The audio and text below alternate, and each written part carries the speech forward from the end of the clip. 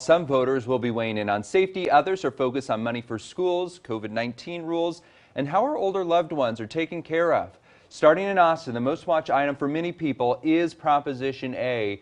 This would increase Austin police staffing to a minimum of 2 officers per 1,000 people. It would also add more training for officers. The city says if approved, it could cost between $270 million to $600 million over the next 5 years. The Austin Police Union says that this is a good thing.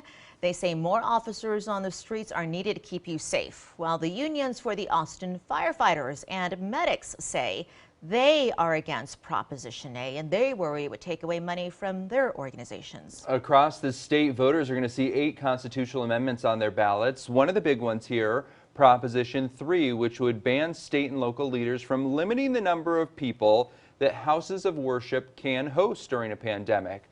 Last year in some Texas cities, leaders restricted religious gatherings as COVID-19 cases climbed. Another big one on the ballot, Proposition 6.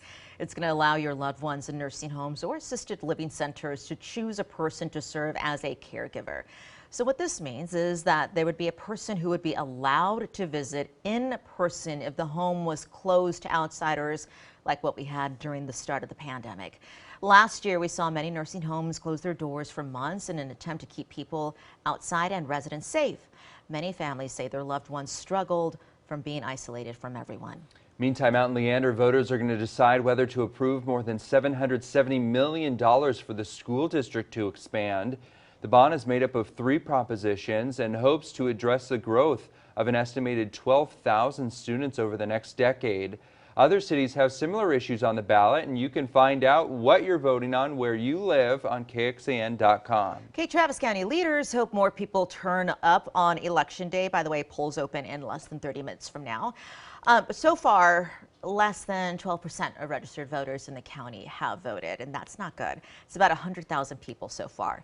According, though, to a new NBC poll, more voters this year are worried their vote is not going to be counted accurately. When you take a look at the numbers, less than half of Republicans believe their vote will be counted fairly this year. Last year, 84% believed it would.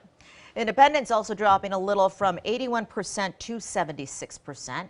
And meanwhile, Democrats stayed the same both years at 89%.